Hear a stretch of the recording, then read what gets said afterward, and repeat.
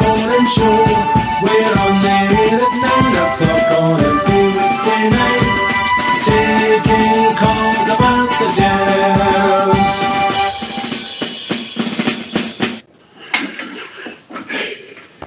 Well, hello, good evening, and welcome to Rangers Radio. I'm your host tonight, Ulster Burr, and joining me on tonight's show is Rudy and Bridgeman. How are you guys?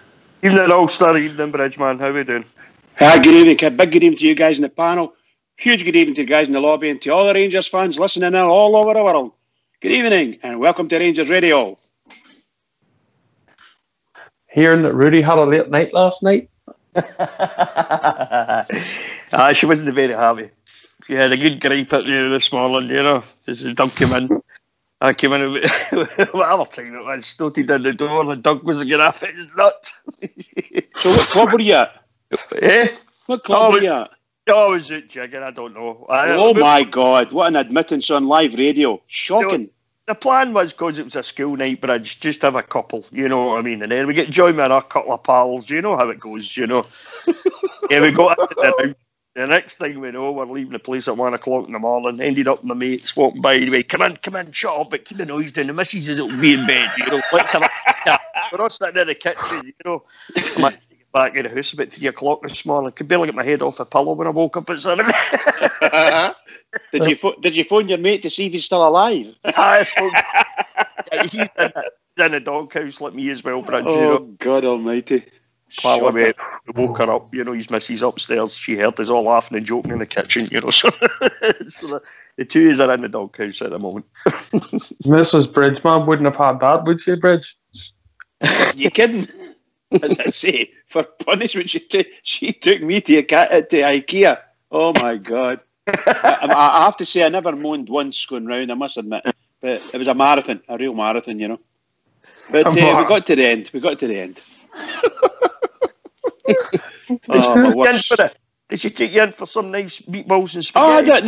We were looking at that. We had a bit of fish and chips, and it was quite nice. The lunch was quite nice, you know. But I'm not keen on the restaurant area, you know, because invariably you get to the tables and they mock it, you know.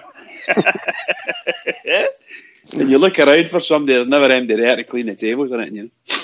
But I enjoyed it. It was quite tidy. So that gave me I put a wee smile on my face, you know. But then that was us. We had done a trip around the top half of IKEA. So after we had our lunch, we went down to do the bottom half of IKEA. And I'll tell you, that was the worst.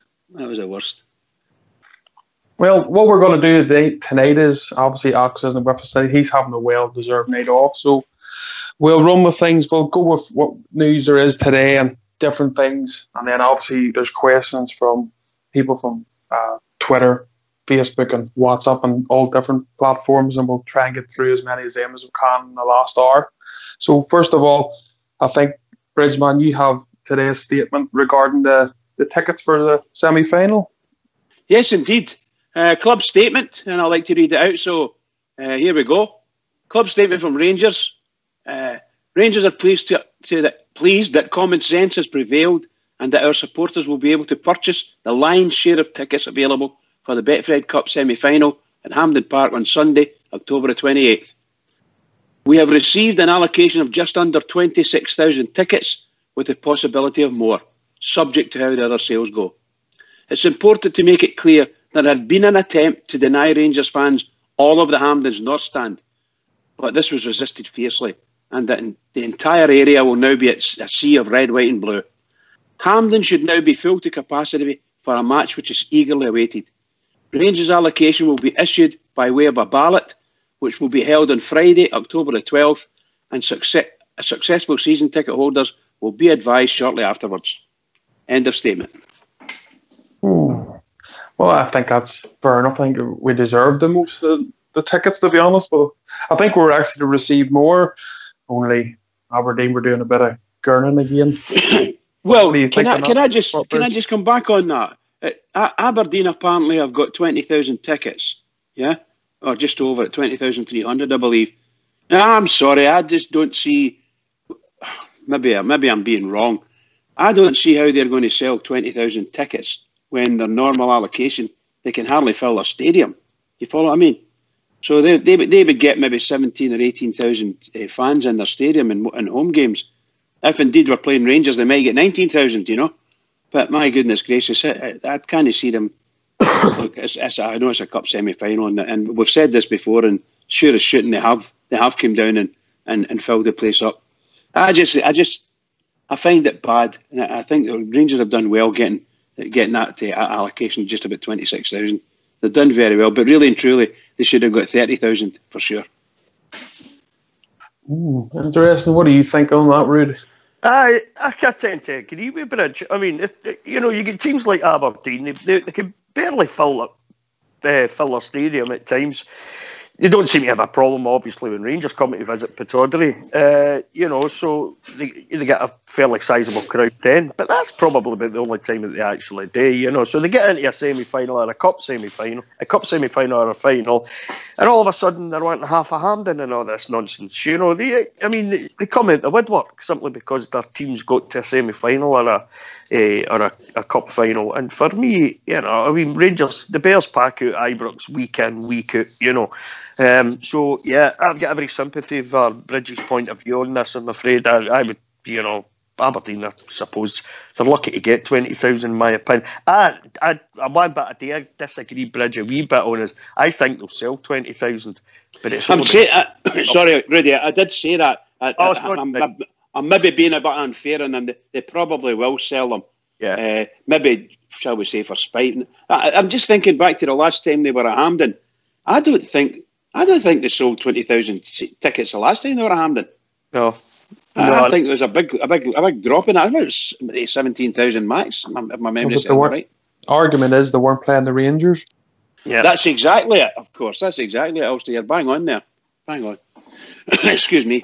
I think the way Scottish football needs to go forward is you should probably be rewarding people that actually support Scottish football. I think the Rangers fans have outsold well over the last 100 away games. I don't know what the figure is, say now 130 roughly.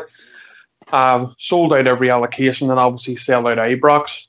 So they're going to end up having fans missing out who go to support the Scottish game all year round or all season round anyway, and potentially reward Aberdeen fans that probably haven't been in an Aberdeen game in God knows how many years. I think that's what my gripe is on it, Bridge. Yeah. I think it's obvious that the Rangers are, in all probability, the best supported club, and certainly in the SPFL, if not in a lot of other places as well, because they have got an enormous, shall we say, attraction, particularly as they come from all over the country to see them. I don't know. I think there's maybe one team in England that brings people from all over England to see them, and that's Manchester United. Truth be told, they come for half of their support comes from London, allegedly. These stories they tell. But Rangers, most assuredly, fantastic support, fantastic. They've proven it over the last 6 or 7 years, so it's no fluke. Well, no, they're nobody's glory hunting. Nobody's there. They're in there to support their team, and I hope they can continue doing it. For me, anyway, best supported team in the world for me. Well, before we continue on with that, Bridge, do you want to give everybody a wee shout out of the number to ring? Okay, if you want to phone in and give us a wee call, but pleasantly nice for us to hear from you.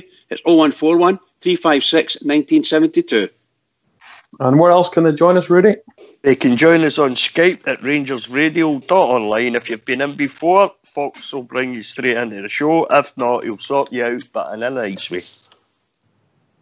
In a nice way. And a jacket as well. Free jacket. What about yourself, Rudy, on that point I made, about rewarding people who actually support the Scottish game? Do you get where I'm coming from? Yeah, definitely, Ulster. I mean, the Rangers fans go everywhere. They go all over the country. Everywhere they go, every ticket is sold. Every stand is sold out. We could, there's places we go, like we go to Motherwell. And they refuse to sell us more tickets, but yeah, because they know fine well we'd have more Bears at Motherwell, than they would have Motherwell fans. So and that doesn't really make any sense to me, because clubs like Motherwell should be looking at the fact that they're making money So, the Blue Pound sell tickets to as many bears as, they can get bums and seats and they can fill out the stadium for Parkland. That's the kind of thing they should be doing. But they refuse to do that, because, we all know why. It's because of what they think is, So I agree with you totally, Ulster.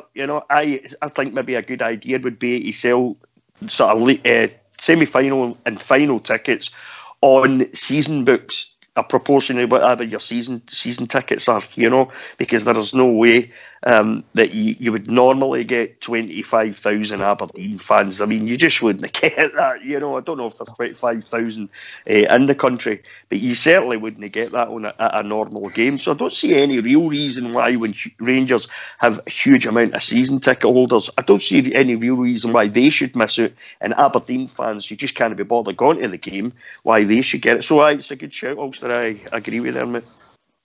Well, we've been joined by quite a lot of callers, JFK and Blue, but I think we've got a caller on the phone. I think it might be Gary, so we'll bring in Gary first when he's on the phone. How we doing, guys? All right? Hey, Mules, how you doing, mate? I'm not bad. I had a injection a couple of hours ago, and it appears to have done the trick, which is good news. So, Good.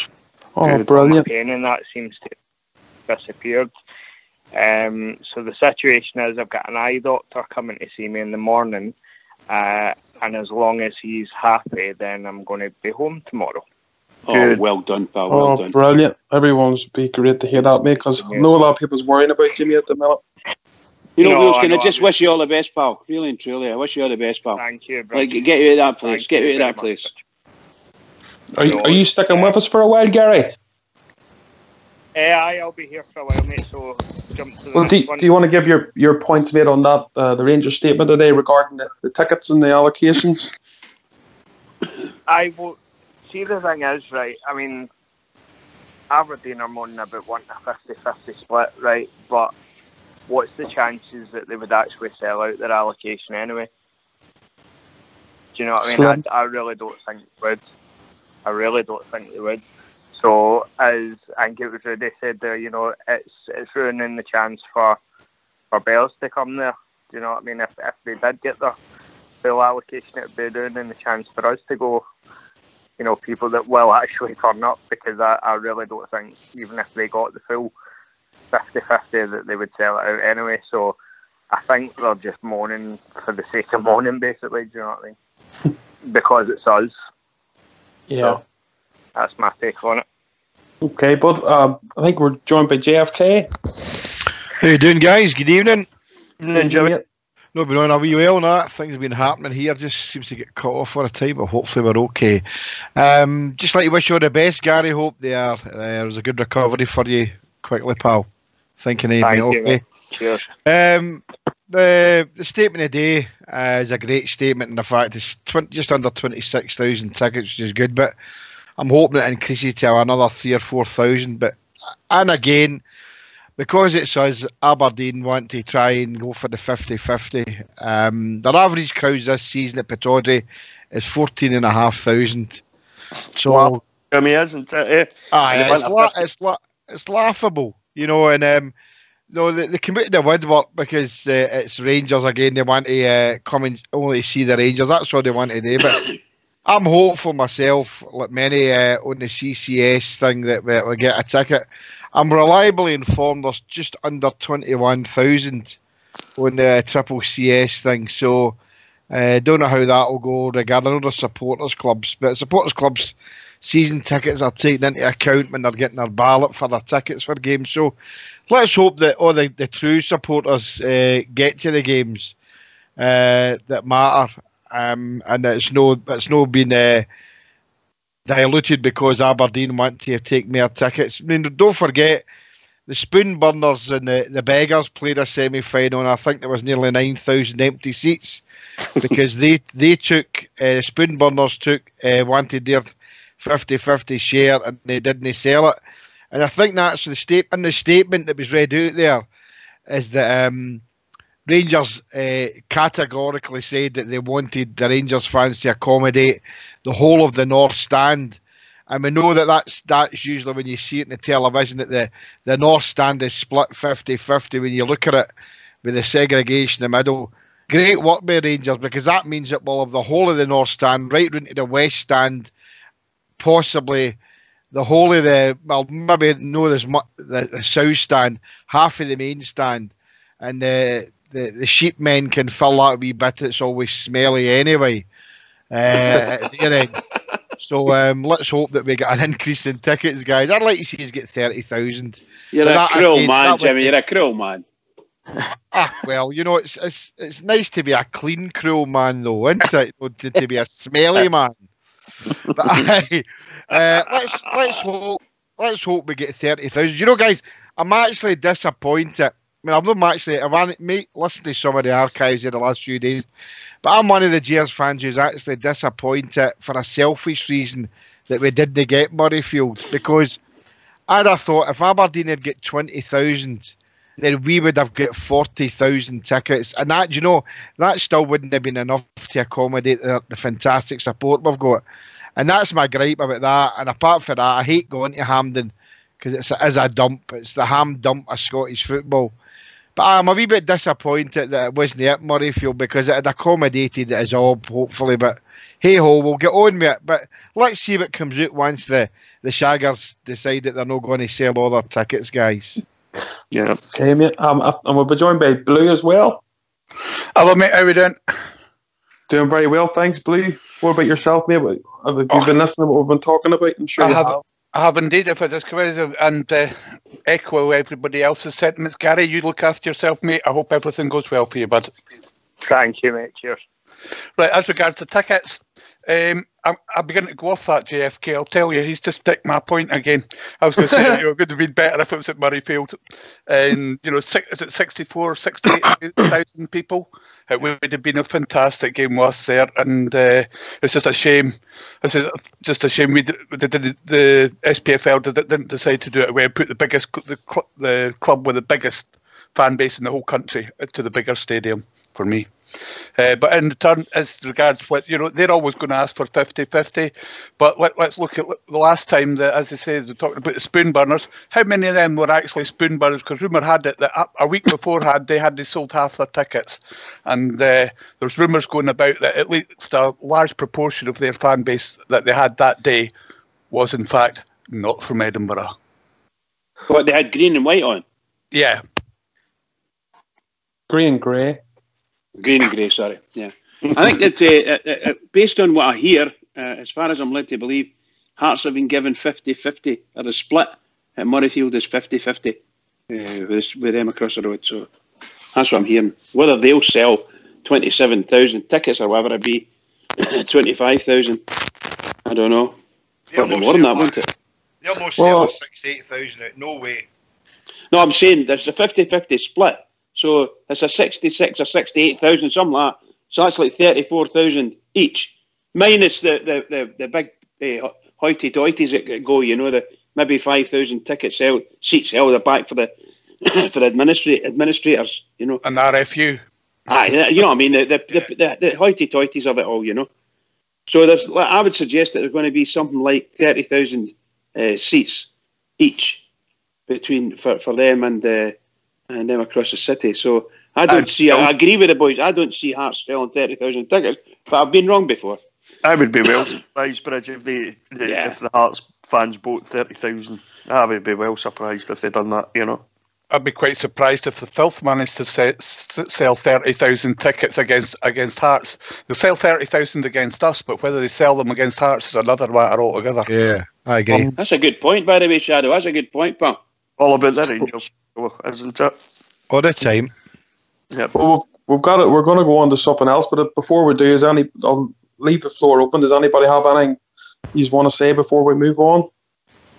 A statement that Rangers come out with today for me, Ulster, about the ticket situation is a cracker. You know, it hits the nail right in the head for me. You know, it's sharp, to the point. You know, we've got the biggest support in the country as Blue Shadow and Jimmy, and that's just pointed out there. And just because their fans have decided that they're going to come out the woodwork whenever their team gets their cup semi-final or a cup final, doesn't mean to say they should get 50% of the tickets. It's a 50-50 split they want. Well, they're not going to get it now. And it's simple as that. And it's the proper decision. And whatever tickets they don't sell, goes back to the Bears, and the Bears get, and even more Bears getting a chance to go to the Cup semi-final. So it's a great statement by the club today. Well done. Yeah, here. Can I come in, Ulster? Let's just say something else about tickets, and it's to do with the UEFA agreed with Rangers today. Do you want me to read this out? Yes, that's what we're moving on to. Brits, you go ahead, mate. It's about the Euro briefs for the Rangers home games in the Europa League. Rangers have been granted special permission from UEFA to slash the Ibrox away end tickets in the Europa League due to police safety concerns. The rules state that visiting teams must get around 5% of the host stadium capacity, but Rapid only received 1,400 tickets, with Spartak Moscow only getting 1,001 tickets. So that's showing you that this is what's happening. But as far as the police are concerned, the police are a bit wary of these visiting fans running riot, probably up Paisley Road West, as you saw one of the other games in the Spanish games. So it's trouble. So there you go. They've only got that reduced to 1,001, which is bloody good as far as I'm concerned. They shouldn't be giving them any. We'll come on to that in 2 minutes there, mate. I think no we've been problem, joined by Big Al, so we'll take Big Al's call first. Hello, gentlemen. Look, I'll make it short and sweet. Is Hot Wheels there? Are you still there, Gary? I'm still here, mate, yeah. Gary, I'd just like to phone in, mate, and give you all the best for the colonies. We're doing well down here, but I hope you're doing even better up in Scotland. So you take care of yourself, buddy. That's all I wanted to say. Have a good evening, gentlemen. Top show. Well said, Gary. That's brilliant. All the best. Cheers, mate. All the best, mate. Well, what we're going to do is we're going to take the points in order of obvious phoning in, sort of try and keep it that way. So, Bridge, you want to make your points first on that statement, mate, and then we'll go to Rudy and Gary after that. I'm happy. I've made my point. I've read it out, and as far as I'm concerned, it's well done, Rangers, and they're following the rules and regulations or the guidance of the police Scotland on that. I would like them to go even further. If it was me, I would like it to go even further and get them reduced to the 800 and emphasise through the police Scotland saying that in fact at Ibrox we only want it to be contained. The 800 supporting following fans or visiting fans in that one visiting area, but we recognise the fact that UEFA demanded something like 5% of the ticket sales. So they have to come to some agreement. I think it would be really good if Rangers could revisit this with UEFA over the next year or so and get it sorted for Ibrox. Okay, mate. And just before we go to Rudy, we've received news about Edmiston Drive, who's a member of the Rangers media. And unfortunate news that he's in the hospital, not keeping too well. So all our thoughts and love from Rangers radio here are with Edmiston Drive, and we hope you have a speedy recovery going through your illness. You're here. You're here. Rudy, do you want to go on to the point then made about the UEFA and the tickets? Yeah, I think it's a good decision. If Police Scotland, if they've looked at it after, I think it was it Osijek? I'm sure it was Osijek at Ibrox. It was, mate. It was Osijek, wasn't it? Well, we saw what happened there, didn't we? They saw it was all over social media. You saw it on Facebook and all the rest of it. Who else were involved, So Police Scotland's obviously looked at this. They've got concerns. I think at the time after the Osijek game, they reckoned they'd done everything in their power, to make sure that nothing untoward was going to happen, in the lead up to the game, which in my opinion, and I think lots of players had the opinion that no, you never completely. You must have saw here. Surely you could have saw what was happening or what was going to happen because they were talking about it on social media. It was all over the place. But anyway, beside the point, they've now come to a decision. They've looked at it and they've said, look, for safety's sake, this is what we think should happen. So if they've decided that it's the right decision for me, Ulster, I think it's great to have other fans from European countries coming to the big European nights at Ibrox because we've all been there, we've all seen them. We've been there, we've been involved in the atmosphere and everything. There's nothing better than a European night under the lights at Ibrox. It's fantastic. It's be good for other fans to experience that atmosphere that the Bears generate on the great European nights. But if this is the decision that between the Police Scotland and Rangers have come to this decision and then gone to UEFA and UEFA have said, right, that's okay, we'll go along with this and it's within the rules, there shouldn't be a problem with it, Ulster. It's fine by me, mate. Okay, both fair points there. Gary?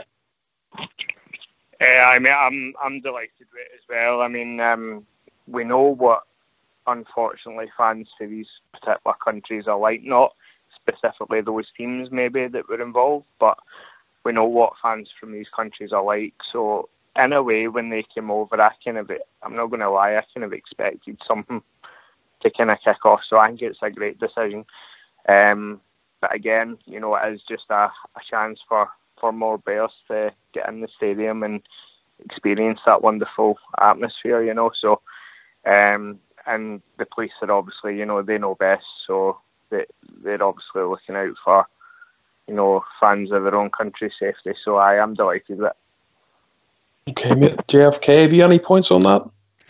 Yeah, it's a fantastic decision by Police Scotland, and well done, Rangers. But saying that, I think most of the guys here and in the lobby and listening all around the world, that the Rapid fans were the best fans I've heard at Ibrox in a long time, best away fans. So they brought that atmosphere to it. But I did hear there was some bits of skirmish, them coming and going into the stadium. So if there's an issue there, yes, certainly Rangers have got to address that, and with Police Scotland, they certainly have done that. I mean, it's good to have their away fans in there, and we know that when the beggars come, they're going to have their 150 wee corner there, and that's good to have them in there, but I wouldn't give them any. That's just my personal opinion. But it's a good decision that Rangers. The thing about it is it's a safety of the fans, you know, and especially in that corner, guys, that there's the parent and child, there's the family section there. So you're more so probably going to get more kids or young Rangers fans that you want to see them coming to the games, and you don't want them put off by any mindless thugs whose only intention is just to cause havoc. Great decision by Rangers. Cut it as far as UEFA will allow them, and that's fine with me. And as Blue said, it allows other guys to come in. So, I'm breaking up there again. It allows other guys to come into the game that don't normally get a ticket. So I'm happy with that decision. Okay, mate. What about yourself, Blue? Well, for me, it's I'm not a person that has the greatest faith in Police Scotland, but that's kind of irrelevant. They've come in, they've made the decision. They think it protects our fans along with the club. I'll go along with that, because in the end, it doesn't make terrible much difference to us, because we know, especially with the run we're having in Europe, our fans will fill the stadium anyway. Okay, Bridge, you were looking to come in there, mate. I was just going to say that I'm wondering what the arrest figures for Rangers fans at Ibrox, because I believe that Police Scotland thought that these games that go on at Ibrox, allegedly they are given a high status, you know, potential problem, blah blah blah, and they give it a high rating. But for some reason, the Osijek game you were speaking about, they allowed these guys to come up the Paisley Road West, and apparently they were kicking doors and battering windows and so on and so forth all the way up, if not beating people up and frightening people. But they never thought they were a danger. But they think the Rangers fans are a danger. So a question I was going to ask was, I wonder does anybody know what the arrest figures are at Ibrox? Because I don't remember anybody getting arrested at Ibrox in a long, long time. Certainly no for fighting with other people, you know. And I'm talking inside the stadium now. I think we're a very, very good support, well behaved. Obviously, we're a bit balmy when we get out the ground, but no, I just don't see the justification of Police Scotland the way they're going on. But I have to take my hat off to them. Great decision by them. Great decision. Anyone want to take up any points from Bridge there? Apart from the fact that he scared the life out of me when he started talking about Eurobleeds, I wondered what other shop Mrs. Bridge had him in. Yeah, when I first met Bridge, he tried to sit a manny in my chair.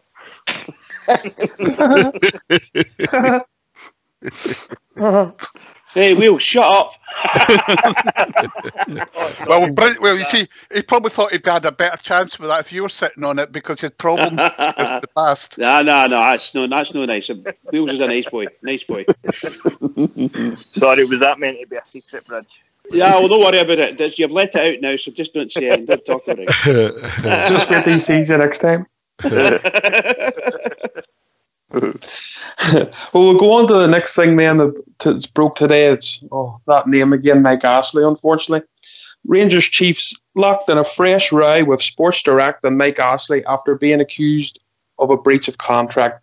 Rangers are currently disputing the complaint. So, Bridge, any thoughts on that? Well, funnily enough, we kind of touched on that last night without going in too deep with it. We were all wondering why the silence, the stony silence, but there you are. It's been happening in the background, and obviously I'm not 100% sure on this, whether Mike Ashley's taking Rangers to court or whether they've been called up to court. I don't know, probably the former. I wouldn't be surprised if that's what it was, but somewhere along the line we've got to get it to an end. It's got to come to an end, and we've got to do whatever needed to be done in the courts and get it over and done with. And I hope this is it. I hope whatever happens here as we get an end and a closure to this, it's just nonsense. Just utter nonsense. However, take my hat off to the Rangers. They went and done it, and obviously they've ignored something, or they've said to themselves, well, he's past the 2-week, whatever deadline it was, he's past the 2-week or 5-week deadline, and we've never heard from Sports Direct, so I can only assume they're not going to match the offer that JD Sports have given us. So let's go on with it, let's go and do our business. But I think we said this last night, and I dare say a lot of Rangers fans under their breath have been hoping that the guy would just go away, but it's not going to. They're wise enough to know it probably won't happen. We really need to get rid of this guy out of our hair and out of our stadium and out of our life. He's nothing but a pest and a poison. Absolutely toxic, yes, toxic. When the strips on sale, Ulster, I just thought there was something strange about the whole thing. Don't get me wrong, I was chuffed to bits about it, because the Bears are itching to buy these tops, so they are, nobody more so than myself.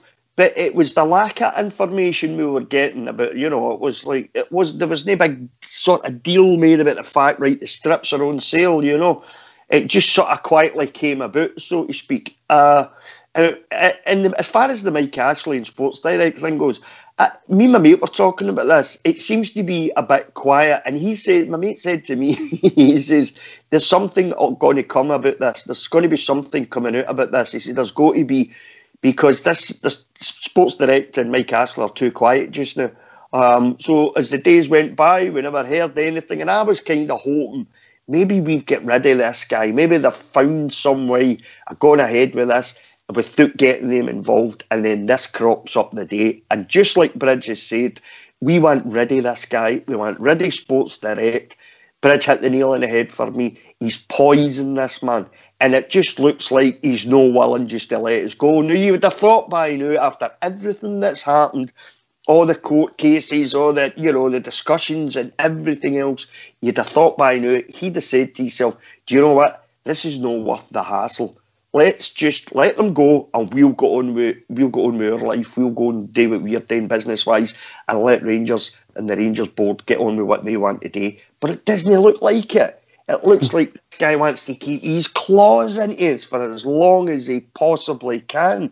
And it's really starting. This guy's getting to me. He really is starting to get to me, because every time you think, right, this is okay now, this looks like maybe this is it this time, hopefully something like this crops up, and there it is again, Ulster, there it is again. Yep. Well, but we're going to go to Guy, but before that, we've got True on the call. You with us, True? Aye, sorry mate, I was on mute there. Boys are dead right. The sooner we get rid of Ashley, the better. But I think it's some of the guys, I think it was Travel that was saying last night, it was a bit of, I'm not sure about the authenticity of the announcement the club made about it being all settled and everything else. The story was that JD had taken over, and then Ashley had come back in saying they were supposedly being allowed to at least match the offer or undercut it. Now, I don't know how that would work. If you were putting in a contract tender anywhere, you would not expect the person receiving that to reveal any details of that contract. That would have had to happen for any other club any other company to undercut them, So the whole thing's quite bizarre to me now. But at the end of the day, I've got a 10-year-old granddaughter. Last year at her birthday, went to a Rangers trip, couldn't get her one. It was years on, months on, and it's the same this year again. Absolutely unbelievable the money it's getting thrown away here. I don't think Ashley's company are profiting out it, and I know certainly the Rangers aren't. So the sooner it's resolved, the better for all concerned, and we can all move on.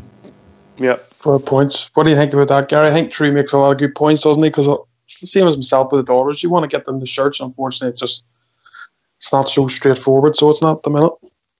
No, absolutely, I totally agree. And to be honest, I've been one of the fans that has me. You know, I don't want to give that guy a penny. As Rudy said, he's absolutely toxic, and the sooner that he's, you know, nothing to do with our club, the better. See, to be honest, the minute it was kind of announced that he had dealings with our club, it got me worried, because I've just known that he's only ever in it for himself. You know, he's not about what is doing best for a club. He's about what's doing best for him and him only. So the sooner he's away from our club for good, the better. Can't disagree with that, mate. JFK? Everything the guy said, I totally agree with him. You know, it seems, I mean, although we know the football that we're playing in is great to watch, but we've always got this at the back of our mind about Ashley. He's always there. He always creeps up in us and he kicks us where it hurts, you know. But what I can say is that I think the Rangers online sale of the strips has been a shambles. I don't know whose idea that was. I know the Gers wanted to get as many strips as they can, but I know 3 or 4 people who have either received the wrong strip size or a different colour, right? So I think it was totally handled wrong that way. What I do know is that Ashley still got his claws into the superstore at Ibrox. That can't officially be handed over to Rangers until the end of this month. So I don't know what his plans are, but as I said earlier on, I agree with everything the boys here have been saying, but it's always in the back of our mind. It was too quiet. We always knew there was maybe something burning there, that he was going to just come in there and fire the cannon again. Like Rudy, and I don't know, and Bridge said there earlier, where is this comfy? Is it Ashley's come in, or is it the courts have called Rangers in? I would go with the former as well. It's more than a thorn in my sides, guys. I mean, I need to get it. No, it's a sword that we need to get the scab pulled right off it and get rid of it, because this isn't going to end good for Rangers. The sooner we get JD selling every bit of Rangers merchandise, the better. And we need to get rid of the cancer that is Mike Ashley. Yeah, here, Jimmy. The thing is, I know, Jimmy, see that, you know, the last case, the courts awarded Sports Direct costs. You know, so that would indicate maybe we're not playing according to the contract that was signed anyway, you know, so don't know what's going on, but the sooner it's sorted, the better.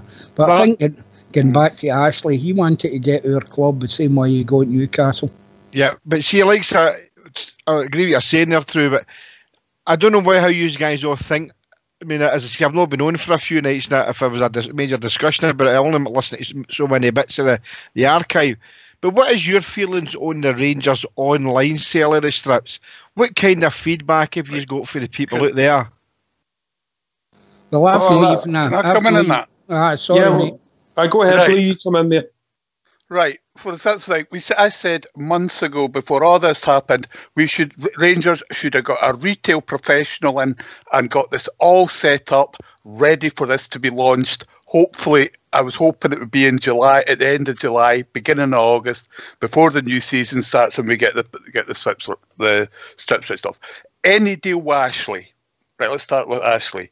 Any deal with Ashley, if you want to get it, you've got to have the deal in the coffin, the nail screwed down, put through the crematorium and scattered at sea before you're sure that bugger's got rid of. And now we've paid him £3 million. Was it 3 or 4 million pounds? I can't remember. 3 million. 3 million, right? As True was just mentioned, I was going to bring up, we've also just paid him another 500,000 in legal costs for the last time we were at court with him. So it's a fair and safe bet that it's going to cost us another £500,000 this time. So what's the bloody board doing if it's in it to get this screwed down and get it sorted out once and for all? Right, what do you want? What's it going to take for you to get rid of you? Because he obviously hates Dave King with a vengeance. In fact, I seem to remember a story that came out that he said he hates Dave King and doesn't want to have nothing to do with him. So this is just put the boot in to get back. This is just, I'm trying not to use words that we used to use on the old site, but this is just two big businessmen measuring up against each other, for want of a better phrase, and they need to sort of do it. And unless I would get a right, get the lawyers in court and say, right, what do you want? How much do you want to go away once and for all, because we've had enough of this. Can I just come in and say that? Can I just say that, just to let you know, I'm just reading here that the lawyers representing the both sides were back in court today after Mr. Ashley, obviously in his company, complained of a breach of contract by Rangers. That's the reason why they're in court. Okay, bud? Yes. Well, I think that's something I've actually said in the show a few times. I agree with Blue there. I think the unfortunate position that we're in is it's nothing really probably to do with us, even though we're the ones being affected as a support. It seems to be more of a King v Ashley situation, and unfortunately we're caught in the crosshairs. But True, you were coming up with a point there, mate, if you want to carry on with it. No, it was just to answer Jimmy's point. He was talking about, what we thought the online thing. I never even attempted. I read a couple of the forums and I heard about the problems, and I was like, I'm not even bothering. I'll wait till they're in the shops and see what's happening. But but that's a wee lassie that's been disappointed at Rangers supporter, and this is what it comes down to. There's bigger things. The lawyers should be getting together with some kind of intermediary and try to thrash out an agreement. This doesn't suit anybody, this ongoing rumble. And the other thing is, you're dead right, Ulster, it's us that suffer, or should I say the team that suffer. With the sale of your strips and money that could be put into, buying new players come the January window, and everything else would be, it'd be some jump for the club. So, but what's sad, True? The saddest thing is that, see, I think Ulster said last week when he was Errawater visiting, you get into the Rangers shop just now at Ibrox, and it's embarrassing. Aye. It's really an used to go in. I've got a nice new Rangers watch. I've seen better shops in Paddy's Market. Aye, I know. It's a bit. All his shops are like that. They're all at jumbo sales. But you're talking about, some of the boys were mentioning retail expertise there. Get MD better than Sports Direct. It's some empire he's built, and when initially I heard about the deal, with Sports Direct and Rangers, I thought, this is brilliant. They know how to sell stuff. I'll give them their due. But obviously it's not worked out that way, mate. Yeah, you look at their business model, True. He's not something that our club wants to be anything involved in. We don't want a business model like that. We want a proper retail professional. And we don't want to go. We want to pay our staff. I don't want to get myself a dodgy wicket here, but I want to see us pay our staff a going rate for doing the job properly. Well, I think we should, sorry mate to cut you there, but I think we should remember who negotiated the deal with Sports Direct as well. There was conflicts of interest there all over the place. And shares. Allegedly. I was going to say allegedly. So, we've got to remember that, whose interest was being acted upon there. Can I just answer Blue Shadow about wanting to pay a decent wage? I'd like you to, could you make sure that Foxy hears you? Because we're all looking for a decent wage in here, I'll tell you. I heard it gave you 100% pay rise last year, Bridgman. Aye, well, you can imagine what I started off with. He's been trying to give him a new jacket for ages. He won't take it. I know, I won't take it. That's the bonus. What's the 100% or nothing? So there you go. Exactly. What's the 100% or nothing? I didn't blame you, Bridgman. It's just so they can see you coming and hide. Who wants a jacket at sleeves buckle at the back? Love it. Well, there's loads of us on the panel, so I'm going to go through something else. So that's the doom and gloom a wee bit out of it. I'll try and go into more positive stuff. I wanted to pick up about Greg Docherty. I thought he's been doing really, really well for Shrewsbury, because I know most people, when they go down loan down south, it doesn't really work for them, and they're getting bit part appearances. However, Greg Docherty's been really, really good. Actually, he's been featuring quite a lot. Last night he played again, scored a goal, got 3 assists. And I was watching all the tweets, and a lot of Shrewsbury fans are delighted with him. So I wanted to ask you, Bridge, do you think this could actually work out both for Docherty and for Rangers that we've put him down there? Well, you know how I feel about the boy. I don't think he'll ever will be top Rangers quality. But I've been wrong before many times. I'm delighted for him, absolutely over the moon for him, and I hope everyone works out for him. But I think what we're seeing here is that Greg Docker is probably playing at the level he was at before he went away down there, or before he came to us. So he's playing for a team similar to Hamilton Accies, and he's top man. He was a top man at Hamilton Accies, no doubt about it. Star man every week, and a wee dynamo on the pitch. And that's probably what he's doing there. And I hope everything's successful for him.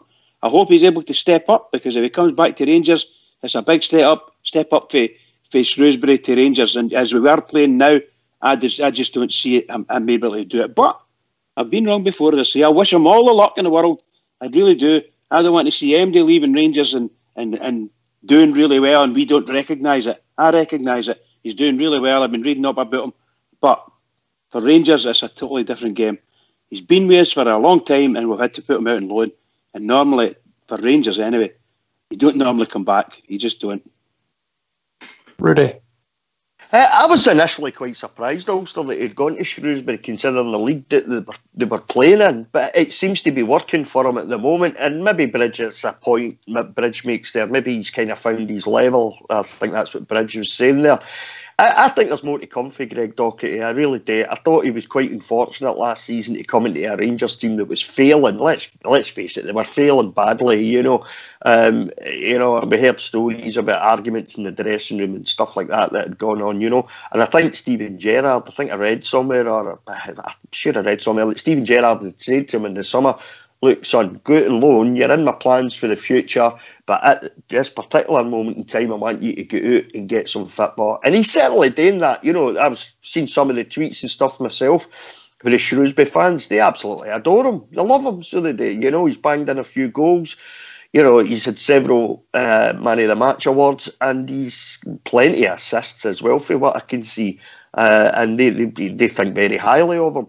I would like to see him come back after his season-long loan down there. I'd like to see him come back and see what he can do next season. Come back, have a good season down there, come back up here, because I do think, unlike Bridge, I think there's more to come for the boy. I really do. I just think he was unfortunate last season.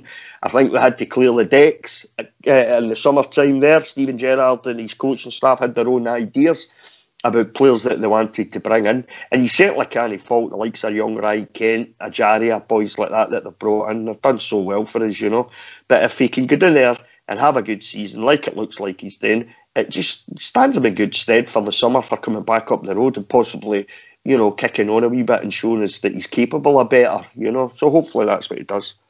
Okay, no, I remember that the reports at the time, Stevie G had said to him, you won't be forgot about down there, go and play football and you'll be in our thoughts again when you come back. So we'll just have to wait and see, won't we?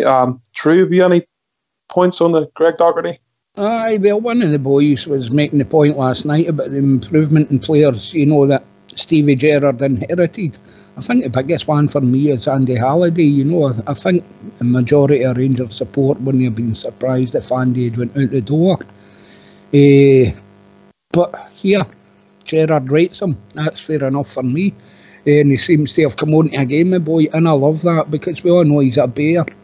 I looked at the team there at the weekend. There was 2 Scots in it before Halliday come on, and we all like to see boys that are brought up in the tradition. We like to see our own people in the team who know what it's all about. Say that for a wee ducat for your flutes on and your apron goes in there. That's what I'm looking for at Ibrox again. I'd love to see it. So I'd love to see Greg Docherty back at Ibrox, and I reckon there's a wee player in that boy. And yourself, he's a bear, so you'd get 100% out of him anyway. Well said, Drew. Good point. Gary? Mate, I've got a few wee ones on this, if I may, just quickly. So, yeah, go ahead. First of all, right, I've always been of the opinion that just because you're a Rangers fan doesn't mean you're Rangers quality, right? So that's that. out of the way. I'm a wee bit on both That's sides. my of the dreams down the argument gutter. Because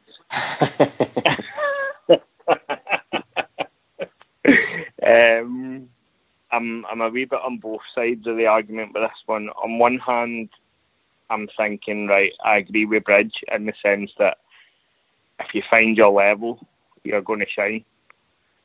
Do you know what I mean? And that appears to have been what's happened now. But on the other hand, I'm thinking, is this a masterstroke by Stevie G? Is he putting him down there because that is a good level for him? Get him some good performances, build his confidence, and then when he comes back, he'll be raring to go. But then, on a third side of that is, if he was here, would they get into that midfield? I don't think so. I don't see that he would get into our midfield at all just now. So I think it is a good thing that he's down there, if I'm honest. Okay, mate. JFK? Look, the guys all made up great points here, and I'm a bit like Gary on 50-50. I mean, he was a star man at Hamilton, we know. Greg Docherty, and when he came here, we know, coming into a team that was very, very poor. Sending him down to Shrewsbury was a good move for him, you know, and I think he's found his level, you know, and I think coming back next season, whatever happens then, I'll determine who the gaffer brings in. You know, what Gary's saying is right. I mean, he wouldn't get a game at Ibrox anyway with the midfield that we've got, because we all know that the surplus we've got in midfield, maybe no, that's not the right word to use, but we've got a plethora of players in there. Where would he play? No, he couldn't get a game now. What would happen next season? We don't know. If he comes back a more accomplished player and Stevie G can utilise that, fine. But it'll all depend on what deals that the gaffer can do for next season. We know that there's noise been made about Kent. I'd love to get him. Ajari as well. You know, he blows hot and cold at times. We all know that. But if he can't get a game then what's his chances of getting a game if we enhance our squad again? Me, I don't think he's going to fit in that way. But I might be wrong. But I do rate him as a player. I do rate him, but I think he has found his level with Shrewsbury. I saw his goal the day on the goals programme. His assists. He's a fair player and they love him down there. But no for Rangers and no for me anyway. Okay, mate. Blue? For me, I think a few of the lads have been a wee bit unfair on young Greg Docherty. Let's start off with when he came in with us. When he came in and started off, he was playing a bit further forward, and we got some fantastic 2 or 3 fantastic performances out of him. Then, for some reason, totally unbeknown to anybody, Mr. Murty decides that he's a defensive midfielder, which he quite clearly wasn't. And I think that affected him in a number of ways, and I think that's the level that a lot of people are been judging him at. And I think he's actually a lot better player than that.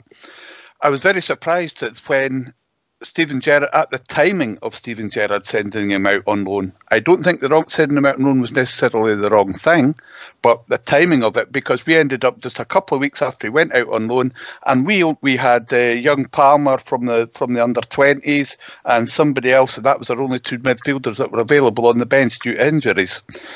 Do I think that sending him down to Shrewsbury was a good idea? Nah, no for me. As I said at the time when it happened, if you're going to send him down to Shrewsbury, send him out on loan, you've got to send him to the right club.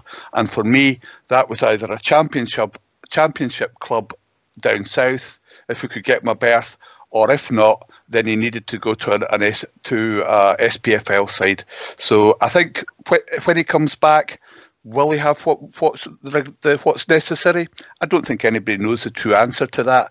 The only attacking midfielder for me we've got at the minute is Graham Dorrans. I don't think Ajaria is really an attacking midfielder, so perhaps we could make use of him in an attacking area, which is what I think young Greg Docherty is. I think he's an attacking midfielder, because I saw him drive into that a couple of times. He drove into that 18-yard box and laid the ball off and set up a couple of goals. It was absolute poetry to watch for me.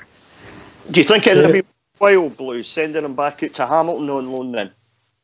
I'd have rather send him to Hamilton than I would have sent him to Shrewsbury, because at least he's playing at the level which he will be playing at. Yeah, that's a good point, mate. So we're a couple of minutes just before we go to change. Is anybody else anything else to say on Greg Docherty or anything you want to add? Mick Hughes can he play in the flute? Sorry, Jimmy. Sorry, buddy. Which can he play in the flute? No, can I just say that, look, a young Greg Docherty, he will be a good player. I'm not saying he's a bad player by any stretch of the imagination. All I'm saying is that he's down in Shrewsbury and he's shining. Based on all the reports, he's doing everything right and he's playing like a dream and scoring goals. And I don't know whether he's captain material down there at Shrewsbury, but you just never know. Is it because he's playing in the right area of the pitch, Bridge? Oh, I don't know. I've got no idea. All I'm saying is it. that he's playing really well. If he's scoring and setting up 3 assists, as Ulster said, in one game, then it would suggest that he's playing further forward than he was up here. Of course, I have to agree with you, Shadow.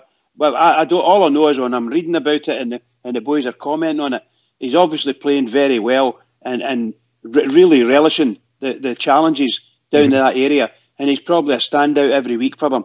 And I hope it continues for him. Also, sorry, buddy. Also, to answer the point another point to what Rudy answered, if we'd put him back with Hamilton, perhaps he would have brought Hamilton's level up, and he might take some points of some other teams in the SPFL for us. Well, that's a good point because he came for Hamilton. He was their top man. There's no doubt about it. He was running the show for them, and he was doing a grand job. Otherwise, Rangers wouldn't have bought him. But you know, I said long ago when we started talking about getting him. And I feel afterwards, since we had to put him out on loan, and as far as I'm concerned, we just went and said to Hamilton, there you are, there's 650,000 or whatever we paid for him. Put that in the bank, pal. Because I don't see us getting what we want from Greg Docherty. Because at the moment, we've shall we say, the quality of our squad is up a step. And come the transfer windows, maybe the next 2 windows, they'll go up another step at least. And that's what we're looking for. We're looking for that step up. We want Rangers to be a top quality team. My own opinion is, as far as Greg Docherty is concerned, he needs to be stepping up down in England as well. So that if he does come back to Rangers and hopes to actually get anywhere, I don't know if he'll be able to do it because the quality might be too high at that time. I mean, the thing is, but he's on a 4-year contract, I'm sure. So you can have him down there, let the boy have a good season just now, see how he goes, and it looks like, by all intents and purposes, he's doing brilliantly just now at the moment, right? So next season, there's no telling what Steven Gerrard will think come the summer again. He might say to him, right, we're going to put you out another season, but this time we're going to get you up a step, we're going to put you down into the Championship, let's get you a Championship side, sign you out on loan to a Championship side, step you up again, because he is a young player. I mean, I was at the game when Hamilton beat us at Ibrox. He absolutely ran the game that day for me. He was brilliant, so he was. I mean, don't get me wrong, we were no shakes that day, We were going through a patch where we were playing really badly. But he was brilliant that day for a young player. I think he's 20-year-old or something like that, and he's still a young guy. He's got bags and bags to learn. I just think there's something in there, Bridge. And I keep saying this. I think there's something in there. And I think under the coaching staff that's new at Ibrox, if Steven Gerrard says to him, look, you know my plans, I want you to go and get some football, come back next season. And under the coaching staff that's new at Ibrox, there's no telling what they might be able to get out of him when he comes back after having a good season down there, Okay, well, that's us near time for the just quickly, it's Nico College's birthday today, so happy birthday from all of us at Rangers Radio to Big College. And if you don't mind going to mute, and guys, I'm sure Fox will play us a wee tune and we'll come back in the second half.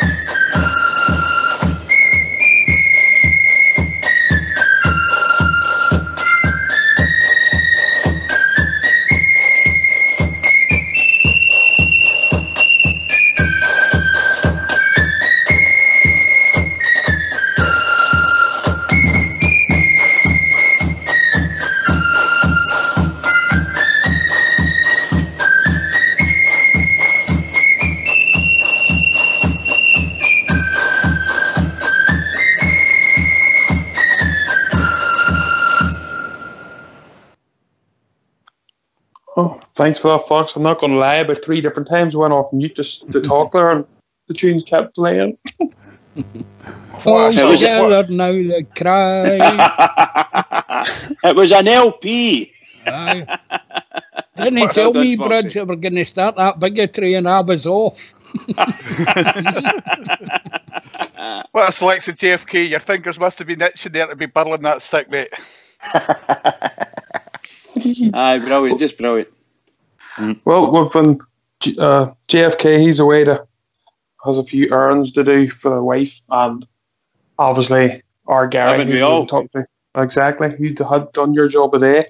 Gary as well, who were obviously all thoughts, but he's dropped out as well. So we're going on to different questions here. We're just going to go through the panel, but first of all, we'll take Gary's since he's just went off. So Gary's question to the panel is Kent or Middleton, and if you had to choose one and a reason as to why you would pick him. So we'll go to Bridge first. At the present moment, Kent wins it for me. He's far more mobile across the park and both feet. Very tricky. Not to say that Middleton is a good player. I think right at this moment, Kent's showing massive value for us. Tremendous player.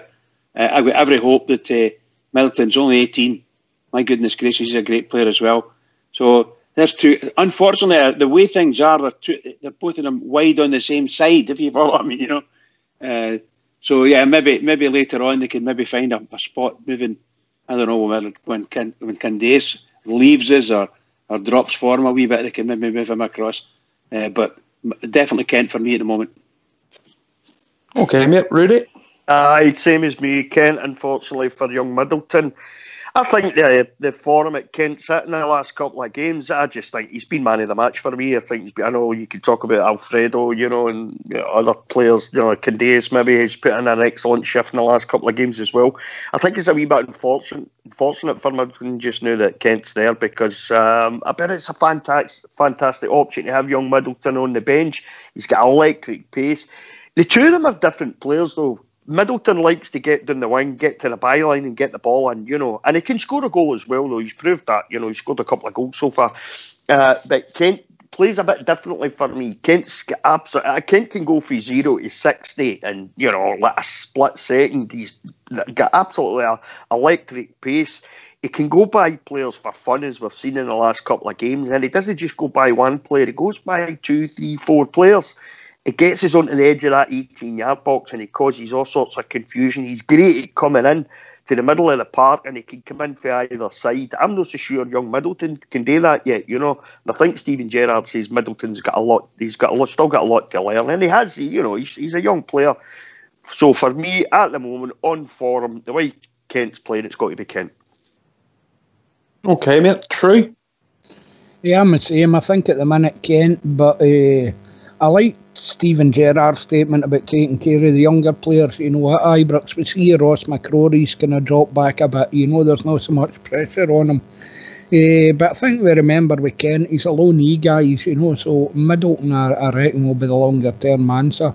But on the form, Kent is playing the new. You know, I don't think you can leave him out the team. Blue Shadow? For me at the minute, I think Ryan Kent is the form player, so for me it would have to be Ryan Kent, but also to come into it as well is who we have in the centre, because as someone else just said, well, young Middleton, his whole thing seems to be getting down the wing, getting to the byline, swinging in across. Yes, he can get you the odd goal, but I don't think it'll be ever much more than the odd goal for me. And when you've got a 5'9" boy in the centre, I think that's not really his forte for me. So we're going to have bigger lads in the box if we're going to make use of young Middleton's service for me.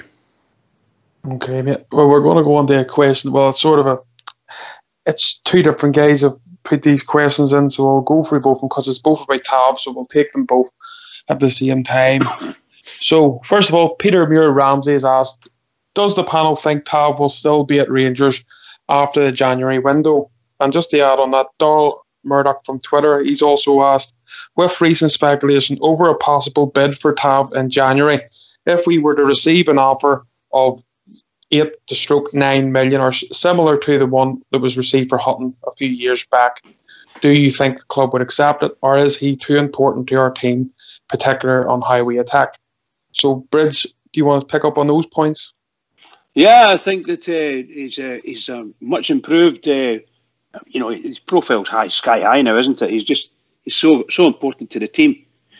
But we spoke a wee bit about this other night there, and when you think about it, the manager's come out and said quite publicly when he was asked these questions, and he says, I can tell everybody now, every player in our team is for sale, but at a lot of money, and particularly to Brighton.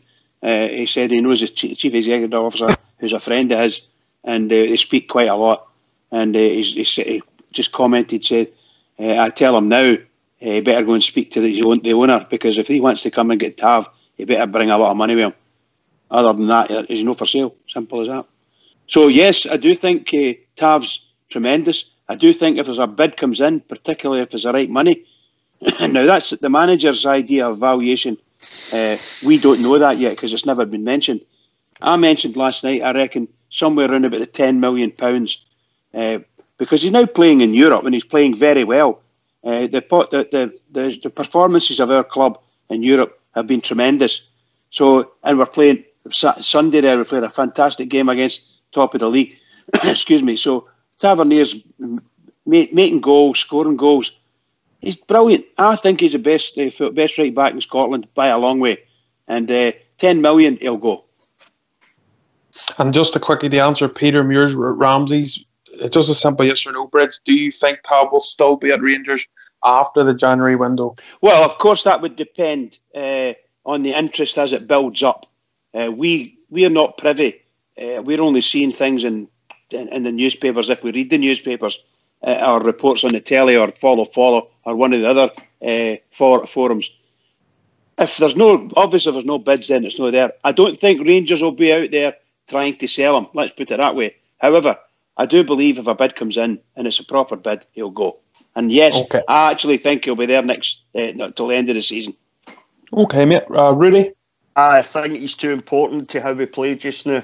He's having a fantastic spell at the moment. You know, I mean, you look at the amount of goals he scores from the fullback position, it's phenomenal, really. Some of his performances, you know, I mean, we can look at he has his frailties and we know what they are. But then if you look at his positives, look at the amount of goals he scores, look at the amount of assists that he's got. It's phenomenal for the right back position. And as Brad said, he's the best fullback in the country by a mile, in my opinion, that the guy so is. You know, you're talking about some of the shady stuff you saw in the media about another fullback who's worth 40 million. Well, if he's worth 40 million, what's Tav worth, you know, his assists and goals? And I don't think for a minute that's gone unnoticed. You know, there's a fairly strong rumour Brighton are preparing a bid for January. I hope he does. They go. To answer the question, will he still be there after January? I think he will, because I think he's too important to Steven Gerrard's plans and how Steven Gerrard wants Rangers to play. And we've saw that, and he's got that great partnership with Candace on the right-hand side of the park. I'm not so sure you get that partnership if you have, say, Flanagan at right back, if Tav's not there. So come January, I think he'll still be there at the end of January. I hope so. His stock right now must be huge because he's put in some great performances in Europe. Last week, he got into the Europa Team of the Week, him and Morelos. People across Europe and people down south in England are going to notice that. They're going to notice the performances of the team. They're going to notice players like Tav and Morelos who are getting into. I mean, there's some fantastic players in some of the teams all across Europe, and there we've got two Rangers players in the Europa Team of the League, Team of the Week. That's a fantastic achievement. That really is, and people are going to notice that. But yeah, I still think he'll be here come the end of January because I think he's too important to how we play. Okay, mate. True. I don't think it's a direct yes or no, mate. I think it depends on a lot of things. I think Steven Gerrard, Bridge is quite right. He did make that comment about the money being right. But I think he'll also be looking for a direct replacement for him. And you don't know if the player himself is maybe want to move back to his homeland, you know, be a bit nearer home or whatever. You don't know. There's a lot of ifs and buts. But what I would suggest is if he goes in January, it'll be under the right circumstances for Rangers, unlike some players in the past. So Yes or no? No, sure, mate. Okay. Blue Shadow. For me, to answer one question, I think he will still be here in the new year. I don't think, although some clubs down south might be preparing an offer, I don't think they'll meet Steven Gerrard's valuation of the player. If he does, however, if an offer comes in above £10 million, and say, I think Mr. Gerrard will get orders for it from above that, he will be sold. And for me, if I was wanted to replace Tav, who would I go for? I'd go for that Buckeye from Osijek. And you get him for a couple of million. Aye, the market seems to be more realistic for us over there, doesn't it? Going by what we've seen so far, you know. And he did. He's a good player. He's a good player. He's got a good engine. He was up and doing their right hand, our left, their right hand side, up and doing there like nobody's business. So I think he would look there and probably keep Flanagan as in reserve for me. Okay. Just another quick question we've been asked: Hutton or Tav? What do you think, Bridge? If you had to pick one in form, who would you go for at right back? I'd go for Tav. I loved Alan Hutton. Thought he was very powerful, great runner, or could run all day.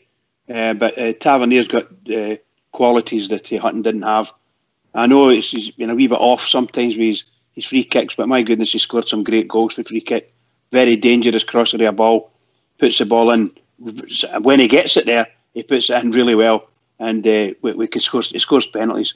He's not missed a penalty yet, as far as I know. So I think he's got to be a bit more going for him. Can I just say this? Think about this panel. If you were the manager of Brighton, let's say it's Brighton that's going to try and come in, suppose they come in with a bid.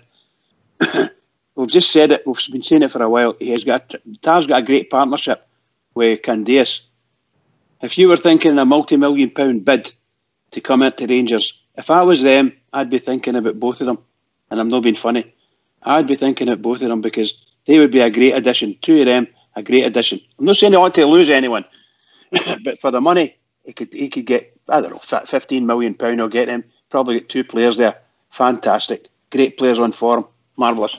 That's a good point, Bridge, but I think it's well, you've got to, Rangers are playing in Europe and all the rest of it. If they did go to Brighton, they're certainly not going to a bigger club. They're going to a club for more money. And I know, maybe they're buying into the Steven Gerrard thing, the revolution. They know there's big days ahead at Ibrox and all the rest of it, and that might have a bearing on it as well. But I think you're right. If you sign Tavernier, I think you're wanting Candace with him. Yeah, good shout. Rudy, the Hutton or Tav thing, what would you go for? For me, Hutton had a good season. That's for what I remember of Hutton. And he was very athletic, his defending at times was pretty shoddy, I thought, but great engine, Hutton, but for me, Tav, I think Tav gives you much more than Hutton. Hutton gave us, Hutton marauded up and down that side of the park, great at times, but Tav for me, Bridge just hit the nail on the head. His free kicks, his penalties, his crossing. He's an absolute brilliant crosser of the ball when he's on form. Some of the goals that we've scored this season, coming for Tav's assists, crossing the ball into the box. He's got the capability to put the ball right onto a player running into the box. He's got the capability to put the ball right onto his forehead. He's absolutely brilliant at that. And I don't doubt that his performances recently, teams are going to start looking at him. I don't doubt that for a minute. But between the two of them, Tav, definitely Tav for me. What about you, True? But the two, mate, I'm not the biggest fan of Tav. I think he's a bit inconsistent at times as well. Alan Hutton, I think I'd go for Hutton, mate. Oh, there you go. Hutton's got one anyway. Blue? As Rudy says, Hutton had one golden season for me, and we sold him at the end of it, and that was a smart move for me. He never recreated that form anywhere at Spurs or Villa or anywhere else he's been. Tav's although, as True says, he does tend to blow a bit hot and cold, and that could be within a game. Sometimes one cross could be absolutely fantastic, and the next one's like, oh my God. So I think, I'd go for Tav overall, but it's a narrow thing for me. Can I come in on that just for a second? I mean, we've got to remember that it's not that long ago. I'm not saying we were slagging him. Well, to a certain extent, it could have been. But really and truly, we were all saying, like Morelos, you know, if they come in with the right money now, let's let them go 2 or 3 million or whatever it was. But the change in that boy since this manager's come in is just enormous. Maybe since I've given him the captaincy, even with all his foibles, sometimes he gets a poor cross, it overhits it and so on and so forth. But he's amazing. He really is at a great seal of form, and I hope he continues for us.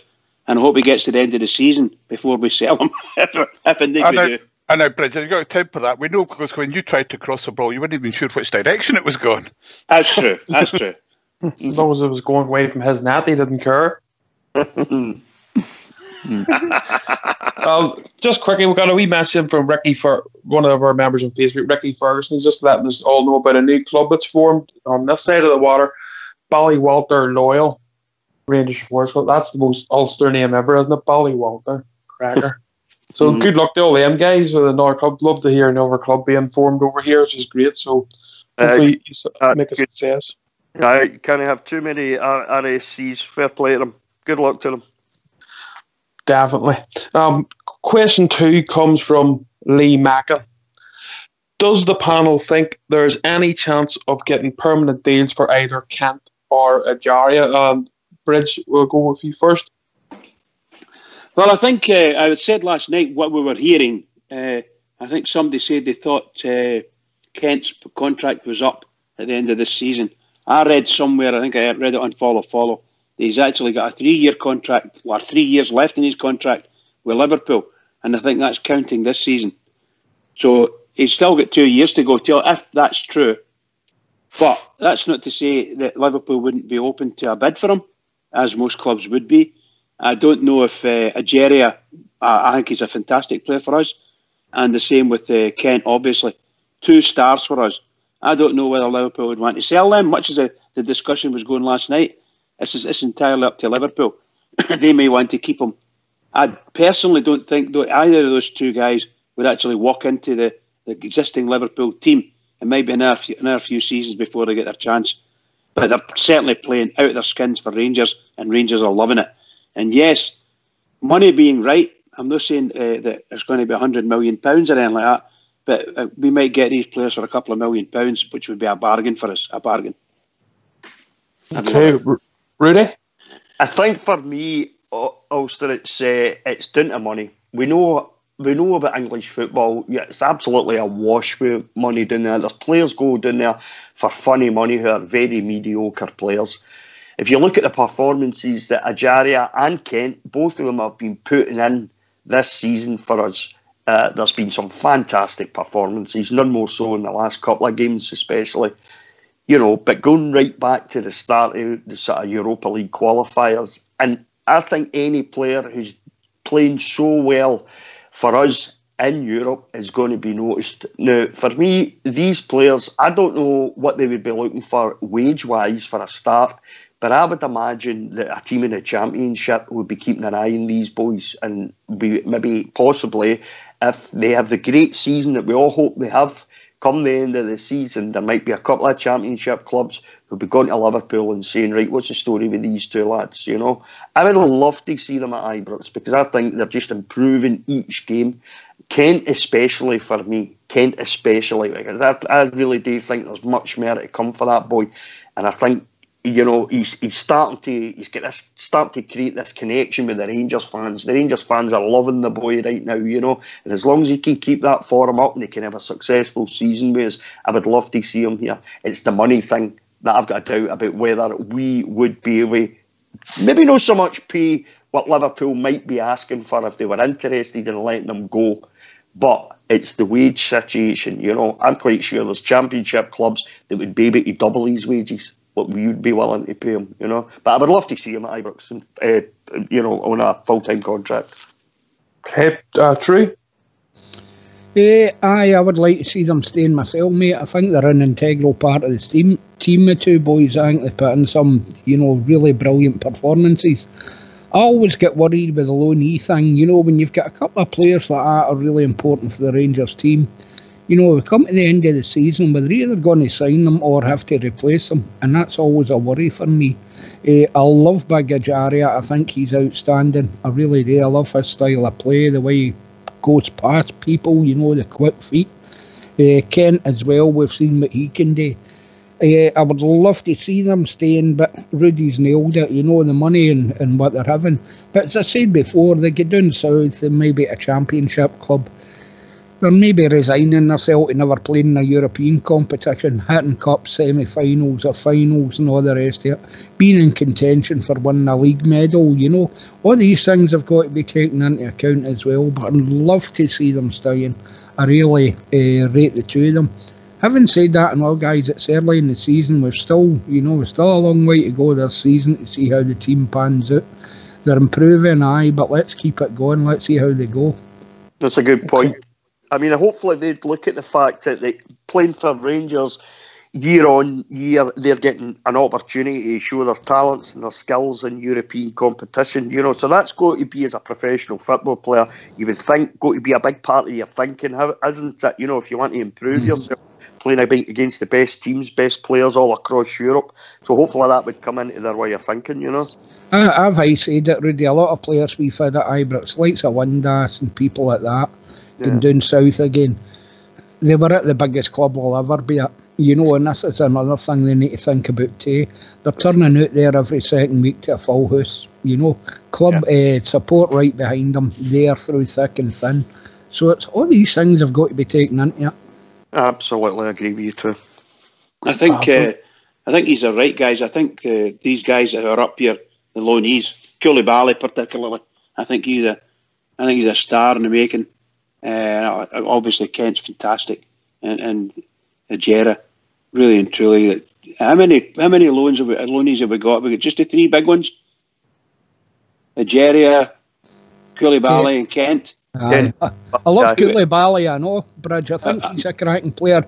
Well, it reminds me, maybe not his style of play, but you know how the fans appreciate him. Trevor Steven, you know, he does a hell of an amount of work, you know, but he's no often a standout in a game, if you know what I mean. The stuff he does, you know, tends to go unnoticed, but I think he's a cracking player.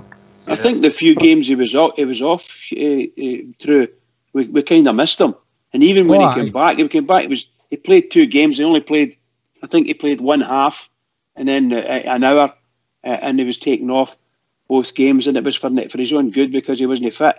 But then he obviously hit his fitness, and he was been outstanding for us once again. Great engine in him. So I believe, I said this last night, I read that we have got an option to buy Koulibaly, and I'm hoping it's a similar option to be had with Murphy. Yeah, I like him. I think the only failing we've had really so far, Bridge, is Umar Sadiq. We're coming on him. We'll leave it right. We're bringing him up. He's getting brought up soon. Don't worry about that. Blue, be any points on Ajaria and Kent? Would you like to see them? Or I said Kent's come alive in the past 3 matches, and it's sort of 3 or 4 matches he's really come into his game. If we could get them, it's good. As much as what Rudy said, you know, if we can get them, great. It's going to be really hard though against some of these top championship sides that they're playing well in the Europa League. That's definitely going to get their attention. But then it also depends on the player's ambition as well. Is he prepared to accept that, or does he want to play perhaps next year play in the Champions League? And if he does well there, he could get himself a Premiership contract, and then the wages really go up. So that's another thing that might come into their minds. Yeah. Or do they want to be a big fish? As I say, for me, no disrespect meant to the lad, but I think Lee Wallace realised at the level that he was at, and he'd rather be a big fish in a wee pond than go down to England, and all it takes is the manager.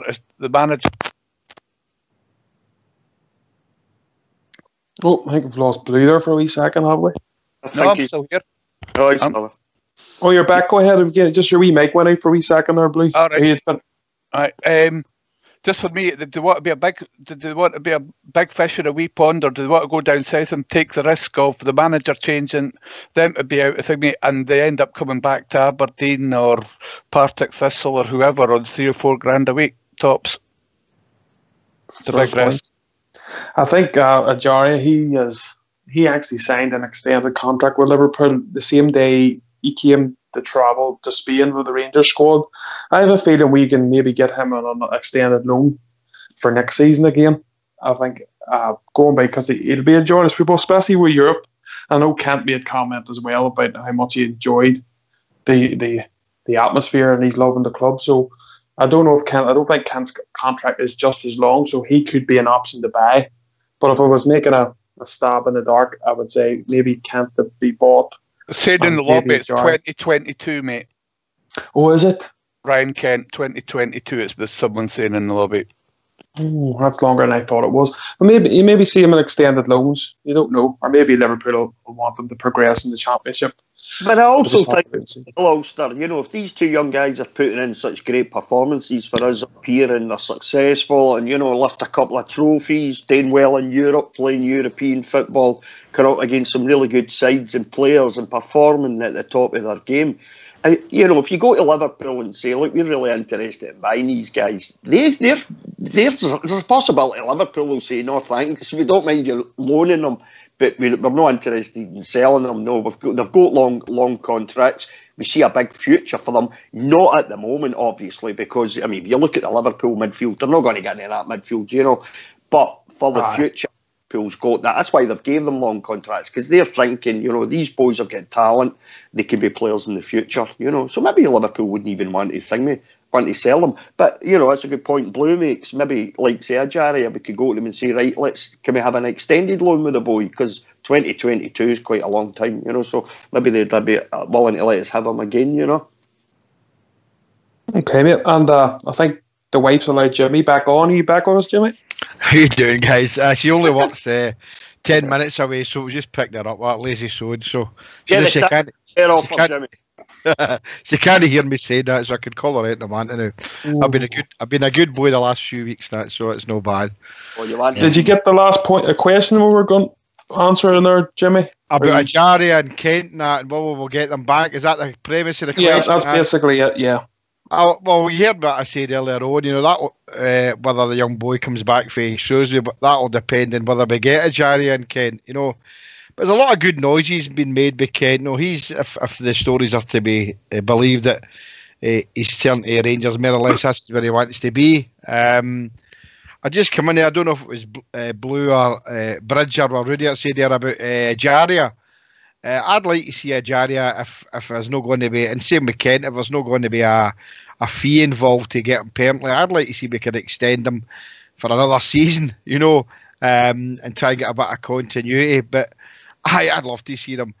Interesting about Worrell. I don't know if you've spoken about him, but I've seen the guy Burns for Nottingham Forest saying he's better than anything we've got, and he's been watching Rangers a few times this season. They ought to take off his glasses because he's not been the best defender Rangers have had this season, but he's one that hot and cold for me. But Ajaria and Kent, definitely, guys, definitely. Jimmy, would you say Worrell's better in Europe than he is domestically? Yeah, I would. What about you? Would you think so? That came into my head when I saw him out last time in Europe. I thought he seems much more suited to the European game than he does to the Scottish game for me. Still quite young, isn't he? He's still very young. Yeah. Well, this is it. We've got a squad. He's got a squad to look after, so we can play We can play Katic at home and play him in Europe if it works. Mind you, Katic is only 21 as well. So we're a very young team, truth be told. Can I just ask something for your Bridge? I couldn't understand the other night why you wanted to bring in another centre back. I'm being genuine. I'm not taking the piss. No. The question was, what would you bring in if you wanted to improve your side, right? If you wanted to improve the quality of the team, what's your next signing? Would it be a midfielder? Would it be an attacker? And I said, well, I would bring in a left-footed big centre back. That's what I would want, because at the present moment we don't have a left-footed centre back. We've got Worrell who's on loan, and Worrell probably won't sign for us because Nottingham Forest will want a lot of money. And they will be left with just Golson and Katic. And I think we need top quality. And I think the next guy we get is centre half. It might not be this year, might be the next year. But that's what I would, in my team, and I'm looking at my team and I'm thinking, Jimmy's just said it himself there. Worrell didn't cover himself in glory over the last couple of games, but he's still young, he's still learning, and he's a smashing player, there's no doubt about it, and he covers a lot of ground. But for me, that boy, Jake Cooper, I think it is, plays with Leeds United. We were after him, we were offering like $3.5 million or something, allegedly. So he's the type of guy I would go for. I'm looking for somebody that's 6'5" and kills people, and that talented at purposes on the ground. I don't mean literally, I mean in their game. Just kills them stone dead. That's what kind of money do you think Nottingham Forest would ask for?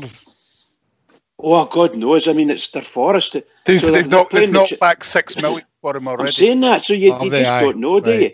Well, if they say they'll have an opinion on how well Worrell's playing. So if Kenny Burns, for instance, is advising Nottingham Forest, Kenny Burns is a marvellous star for Nottingham Forest. He might turn in and say Worrell's playing really well, and he's the best centre-half. Just as you said in the paper, he's the best centre-half at Rangers at the moment.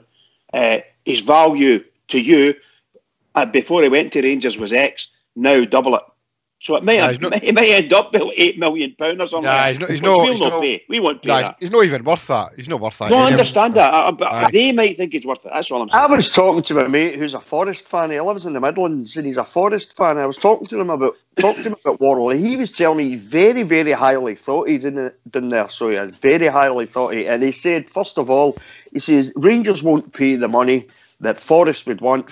And secondly, Forest have no interest in selling this boy, especially, the performances in Europe, stuff like that. He says they want him back. He's only on loan for a year. I don't see him leaving the club anytime soon, And the fact that they've already knocked back $6 million for him, I don't see a kind of money for him, But we're giving him the platform, mate, right? So, I mean, he's a bit part player for Nottingham Forest, so if they're going to ask for $6 to $8 million for him, then that's a joke. Why should we go and pay? I'll be quite honest, as it stands now, if they said even $4 million, he's not worth that, because he's a reserve player that's not getting a game in crap, whatever his name is. Can't I see his name, the manager of Nottingham Forest? But if he's not good enough for Nottingham Forest, he's not good enough for a Rangers permanent signing at $6 million. Definitely no, we can get better than that. Comes back to the daft money that they pay in the Championship, though, Jimmy, doesn't it? It does, very mediocre players down there, mate, going for silly money that we would never pay for them. Other Championship clubs going to look at Worrell's performances in Europe and think, look, this boy's a player. Don't mind offering $8 million for this guy because Forest have already knocked back $6. Let's go at 8, see if we can get him. That's a possibility down there. It's no up here. As you say, would you pay even $4 million for him at the moment? Oh, I wouldn't. You know what I mean? The thing is, guys, clubs will talk their players up if they're going to sell them. The other thing is, the whole premise of a contract has changed now. Fair enough, the player gets a few quid extra every week, but clubs get them onto contracts so they know they can sell them on. We've seen what happened with David Bates going to Hamburg there. Now, if he'd have been on a contract, they'd have had to put in a bid for us and we'd have get something out of it. So contracts are not really an indication of them wanting to keep a player. It's just they're not wanting to let them go for nothing. Sure. They've invested in them. Yeah. Can I come in there, guys? Go ahead, Bridge. Oh, thank you, pal. I was just going to say, particularly down in the Premiership and the Championship, good centre-halves, central defenders, my God, they're like gold dust. So if you get a half-decent player, they're worth a lot of money, an awful lot of money. So it depends on the quality you're looking for. This boy Worrell, he's only 21, so maybe in 2 years, 3 years' time, he's going to be a star there in England. I don't know. But he's certainly, he's not the greatest centre-half I've ever seen. And Jimmy said that when he sees him, he looks a bit weak sometimes. And yes, he's right. I agree with him. But my goodness gracious, he's only a youngster. And here we are, we've got 4 or 5 youngsters on loan to our club, and they're playing out their skin for us. And every one of them are playing the Europa League group stages. And that's not just fantastic. What value, we're saying our players will be really valuable because they're playing in the Europa League group stages. And here the boys we've got on loan, maybe their value will go up as well. So it's a vicious circle for us. Well, but come back to what I was trying to say I was interested to see what you were saying, with potentially seven centre-backs with first-team experience at Rangers already, and we've got 2 first-team strikers. So how would you improve the team? Are you asking me the question? Aye, well, you've got Right, potentially 7 7 defenders, did you say that? 7 centre-backs. We've got 7, have we? Oh, Well, wow. Well, you've got the 4 you've brought in. Murray can play at centre-back. The young lad, Bradley's played first-team football. And so has the other young lad, oh God, is it Aidan Wilson? Mm-hmm.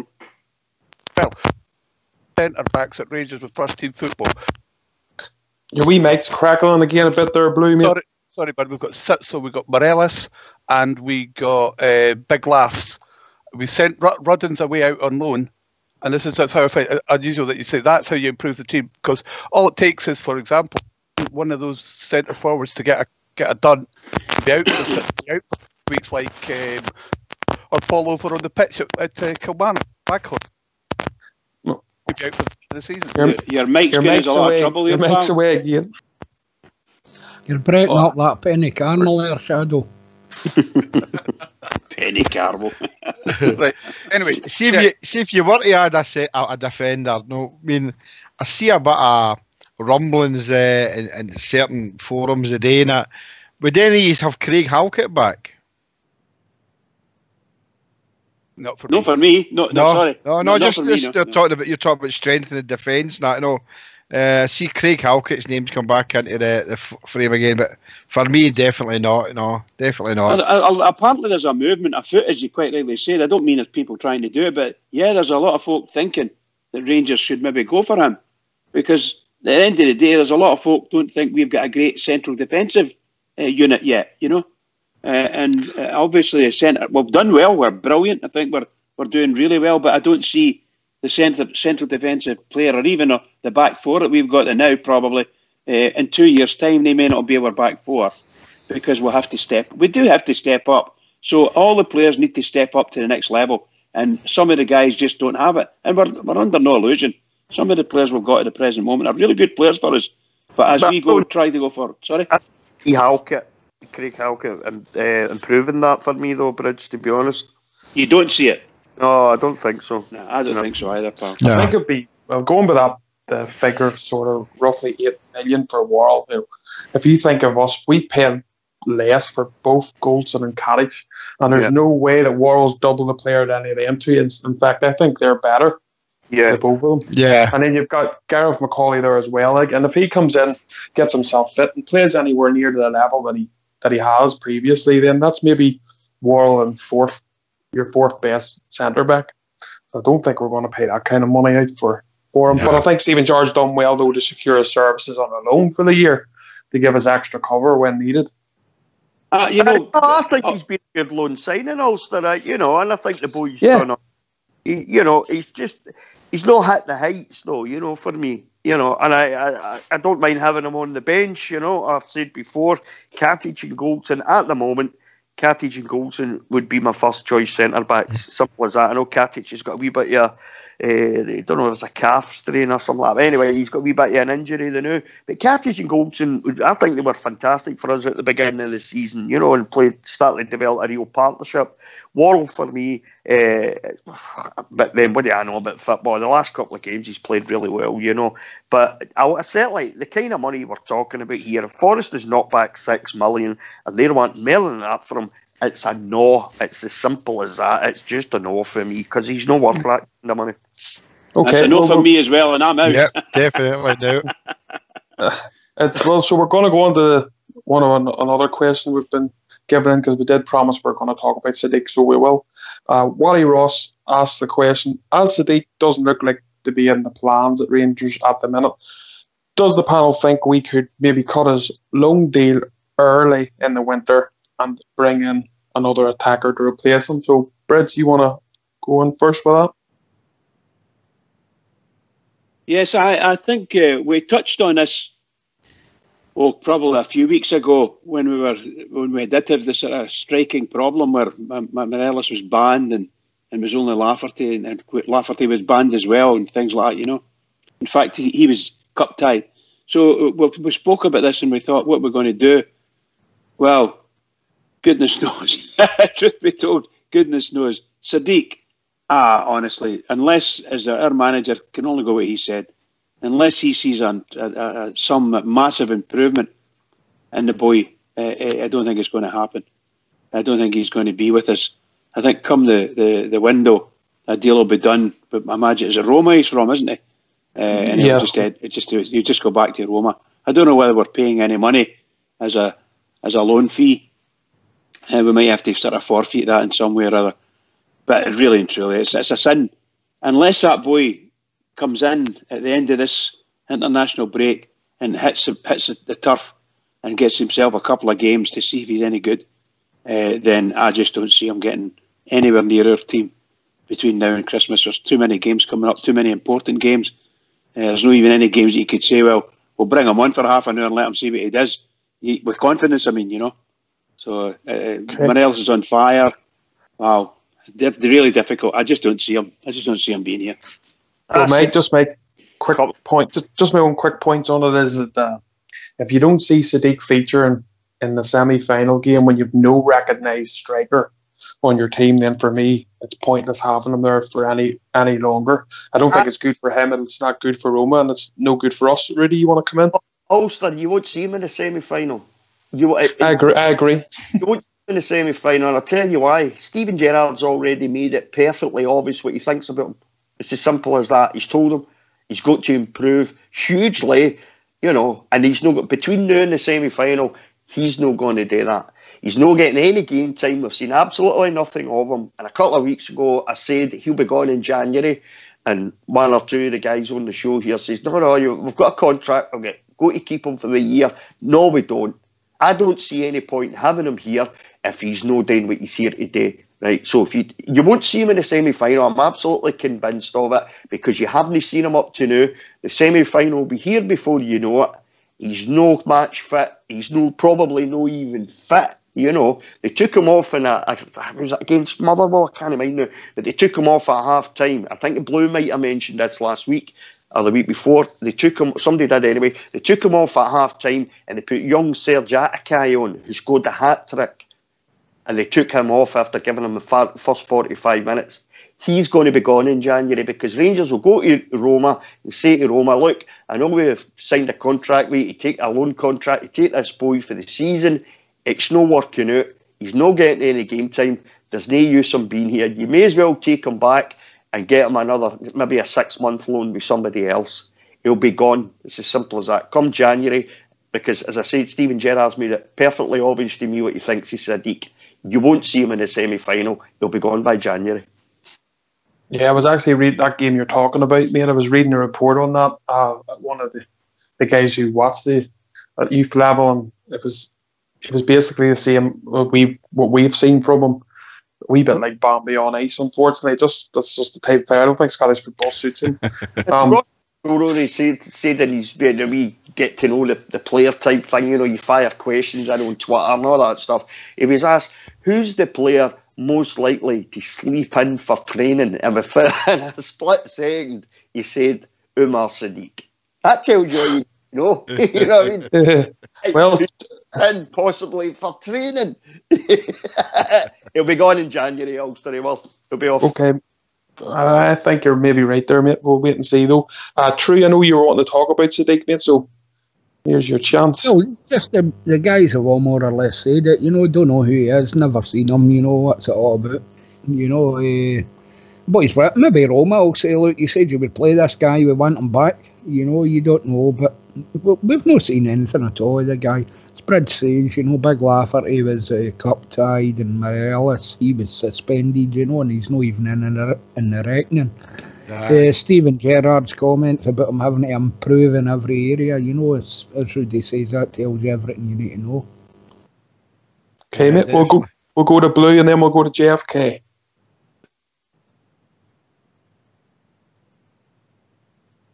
Blues fell asleep. His Mike's fell asleep. JFK, do you want to come in? He might still be having problems with the microphone. Yeah, Thanks, Ulster. You know my feelings on Sadiq. I spoke about him a few weeks ago, just after the Armed Forces Day. And that was the first we'd seen him when he was helping to carry the flag round at half time.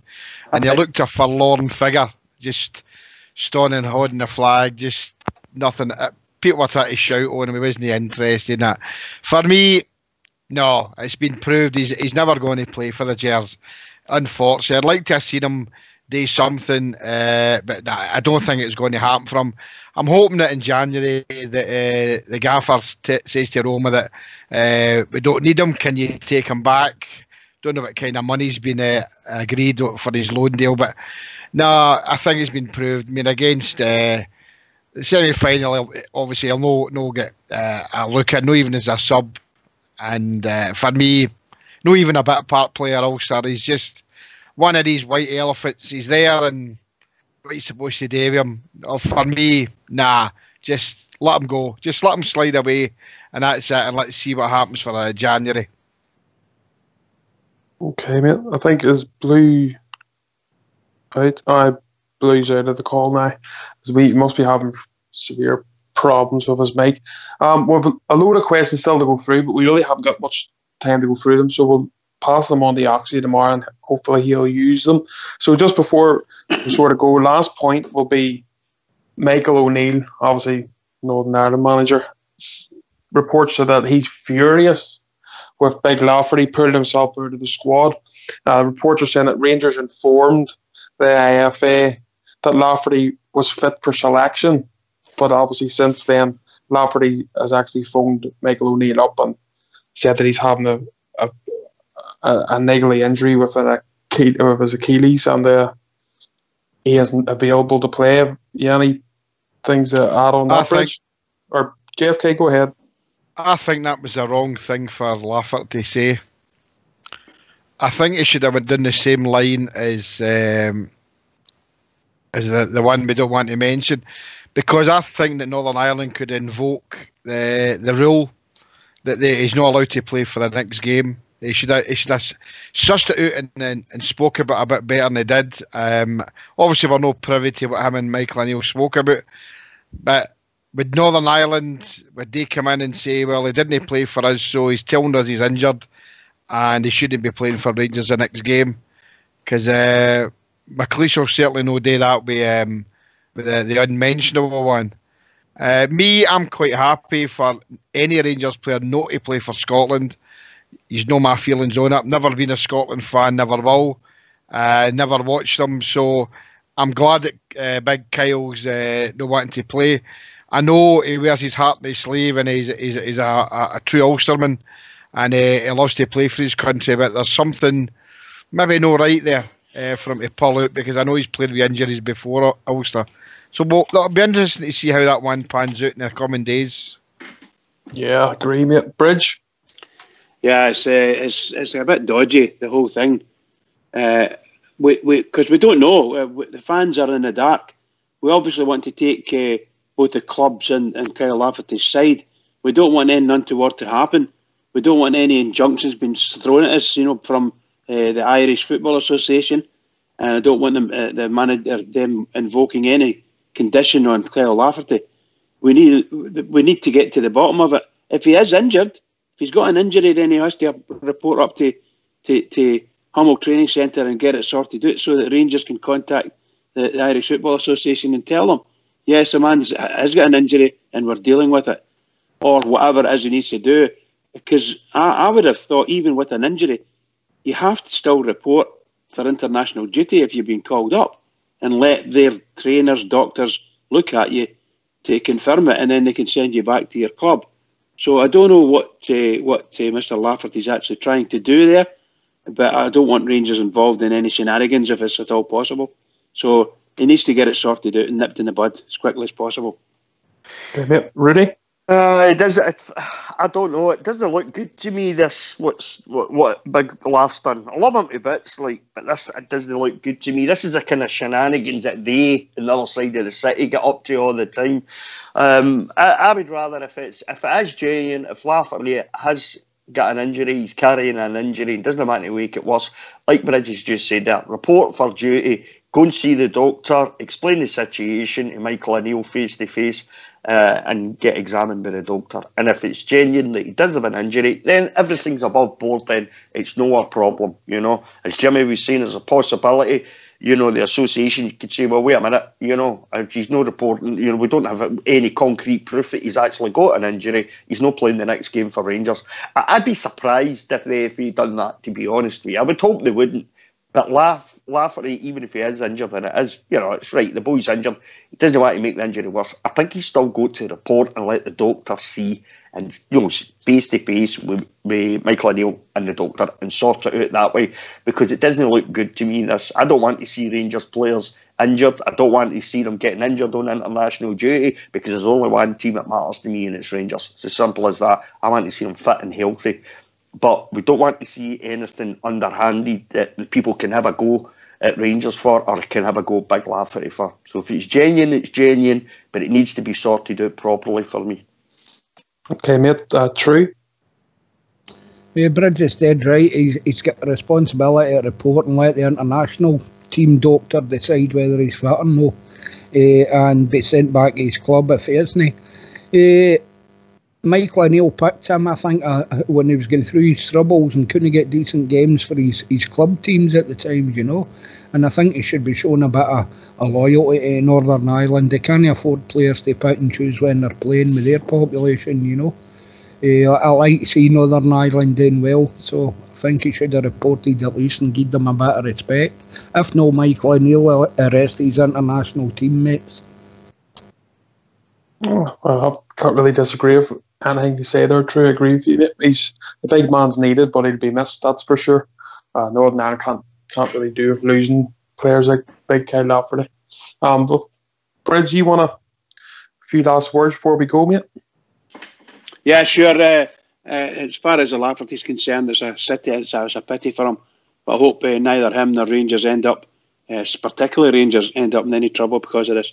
So, but can I just say to all the Rangers fans all over the world, and particularly Rangers fans on here on Rangers Radio, smashing night tonight, really enjoyed it. But please, please, please, keep it going for the Rangers, because the Rangers really need us. Keep it going. Thanks for that, Bridge. I'd just like to thank Bridge, Rudy, JFK, True, Gary, Blue, and Big Al for joining us, and obviously Foxy and Old School Blue, who's in the background doing all the tackles for us. Thank you very much for joining myself, Ulster Burn, everybody on the show tonight. Everything should be back to normal tomorrow. Hopefully Ox will be back with us on our usual time. Well, congratulations, mate. You've done a fantastic job in it. Well done to you, mate. Thank you very much. Speak to you again tomorrow.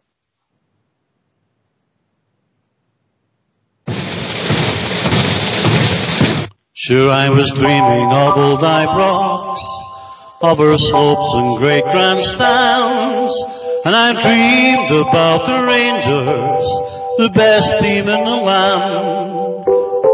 When my memory suggested of a vision bright and clear, of the strange things that would happen if we had the Rangers here. Now if the road to Ibrox Park way up the Shankill, and Brian Laudrup came from Sandy Road, and Alistair Boyce came from East Belfast, and old Belfast became then Old Glasgow. If the Rangers met the Celtic up at Windsor, sure no green flags at that game they would appear.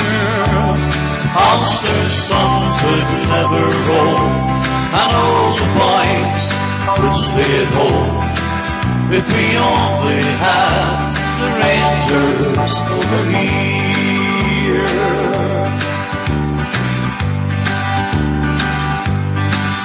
I dreamed about her Ulster man who wore the shirt of blue, Bertie Manders and Sam English, Norrie Hamilton, McCandless too.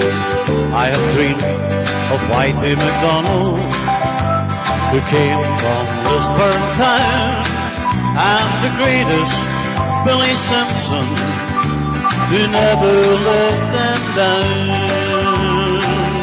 Now if the road to Nycox Park, way up in Shankill, and Brian Laudrup came from Sandy Road, and Ali McCoist came from East Belfast, and then old Belfast became old Glasgow. If the Rangers met the Celtic up at Windsor, then no green flags at that game they would appear. Ulster's sons would never roam, all the boys would stay at home. If we only had the Rangers over here, if we only had Glasgow Rangers over here.